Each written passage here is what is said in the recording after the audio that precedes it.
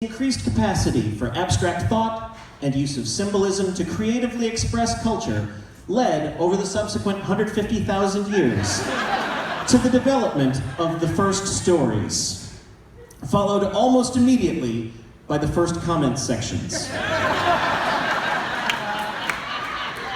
A tradition grew in which ancient humans would gather around their fire at night, while the weakest and palest tribe members would spin fanciful tales in a desperate attempt to make sense of their frightening, harsh existence, and to get noticed by the more attractive members of the tribe. With the development of writing in the Bronze Age, the earliest written literature came out of Sumeria with the instructions of Shurappak, Egyptian pyramid texts, and most notably, in 21st century BC Mesopotamia, the Epic of Gilgamesh, regarded by many as the first great work of literature.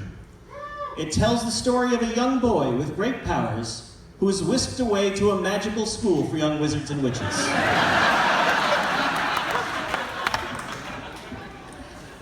The 8th century BC brought central works of the Western canon, the Iliad and the Odyssey, stories attributed to a blind poet named Homer, but which were in actuality written by Dalton Trumbo. The rest of you Googled him later on. Over the subsequent 5 centuries, the Greeks wrote many stories about naked people, gods, and naked gods. Romans wrote about laws and ethics, and steadfastly refused to round off the bottoms of their U's. Also somewhere in there, Confucius wrote The Art of War and the Tao Te Ching, and Mahabharata wrote the Ramayana. But as with most high school curricula, we are going to pretty much just skip right past Asia.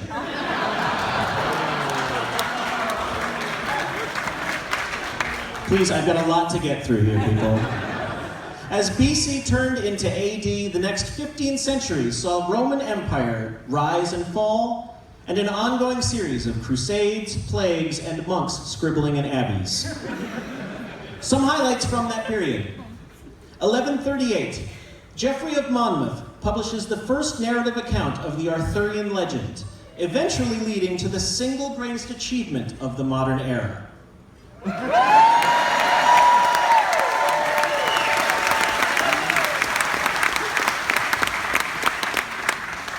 1351, Boccaccio's Decameron, the story of a group of young men and women attempting to escape the Black Death in a secluded tavern telling tales of wit, practical jokes, eroticism, and tragedy. 1439, Johannes Gutenberg debuts the printing press. 1441, Gutenberg releases the printing press 2S, which uses an entirely different power cord than the original press.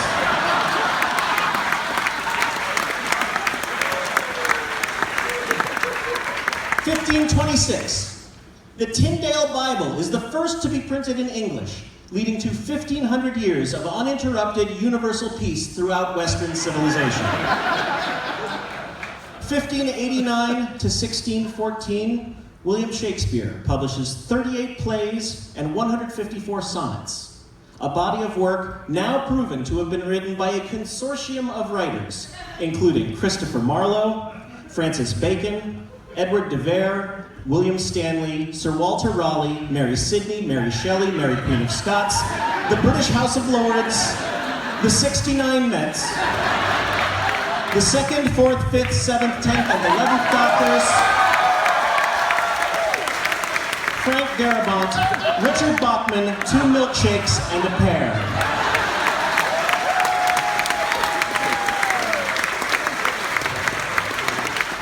Thank you, I'm only a messenger, really.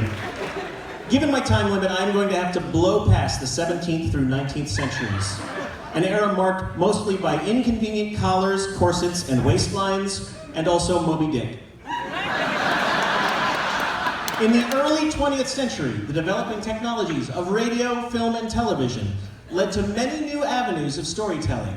Some artists took full advantage of these new media, but the path was fraught with peril.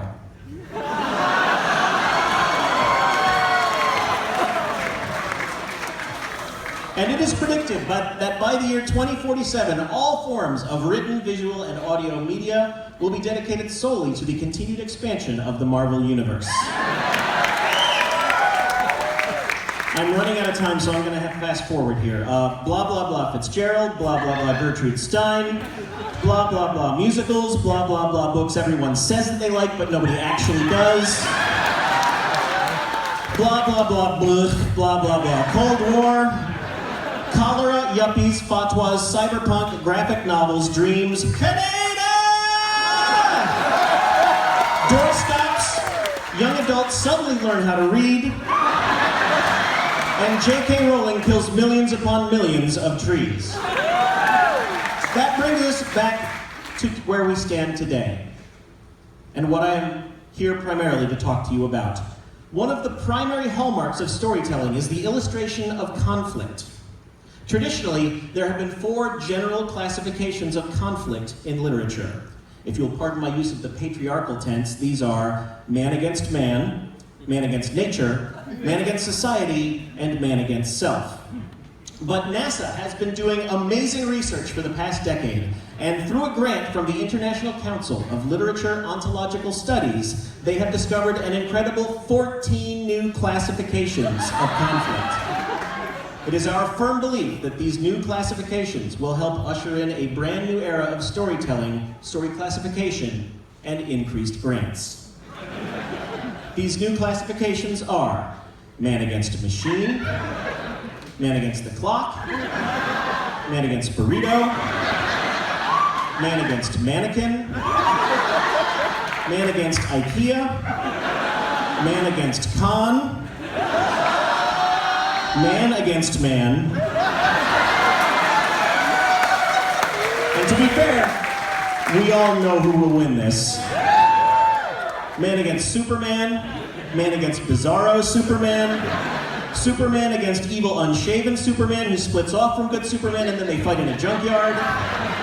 Man against hair, man against facial hair, man against prequels, and last and absolutely least, man against ethics in journalism. Thank you very much for your time.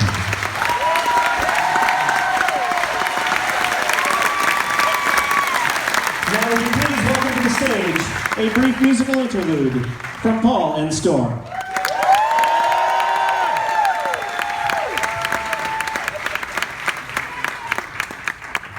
Hey, Fake Tank Conference, how y'all doing? Now that the easel dropping hour is finished, how about that Ellie Brosh, huh?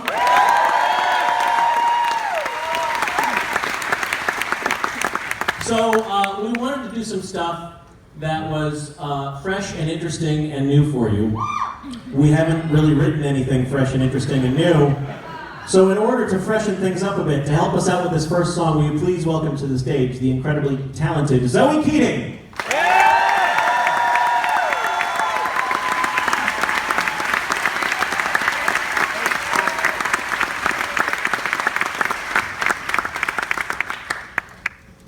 Zoe needs to plug in. Let's all respectfully watch and time her.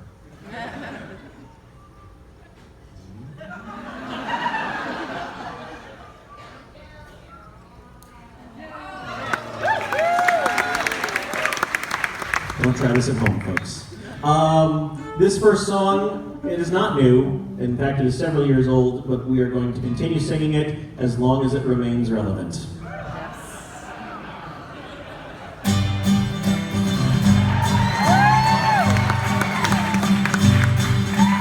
George R.R. Martin, please write it like faster. You're not going to get any younger, you know. Winter is coming, I'm growing impatient, and you still got 2 whole damn books left to go. So write, George, write like the wind.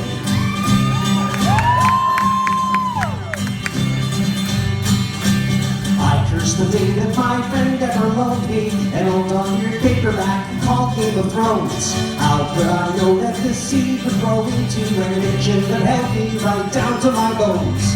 Now 5 books later I work for the masses, indignant, entitled, and waiting forward. pages of crack for the nerds. Why does every new verse of your song keep taking you so goddamn long? George R. Martin, please write and write faster. Please give us foiled leather and sigils and steel. We need our allotment of incest and intrigue and 6-page descriptions of every last meal. So write, George, write like the wind.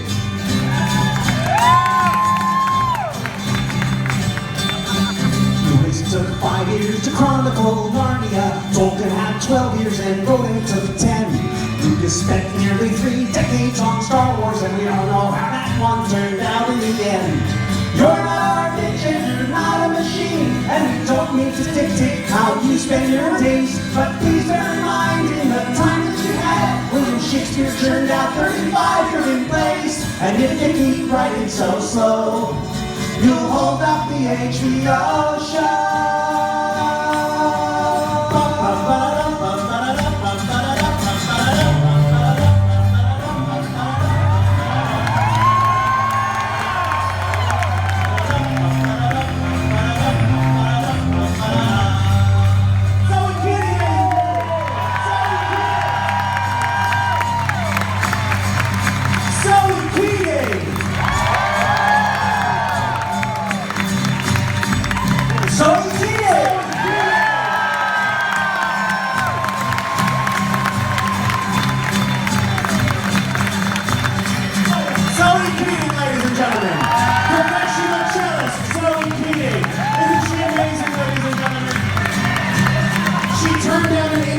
To the White House to be here with us this week. Zoe Keating, ladies and gentlemen. Zoe Keating!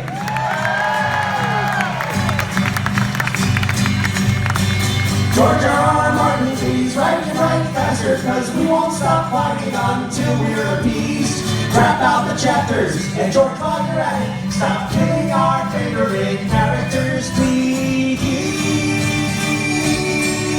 And write, George, write like the wind. George R. Martin, please write and write faster. Like before you are dead, George, please write like the wind.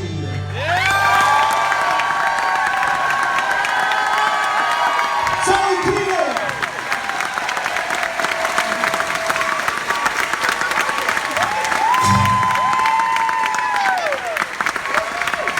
Thank you very much. Have a great afternoon.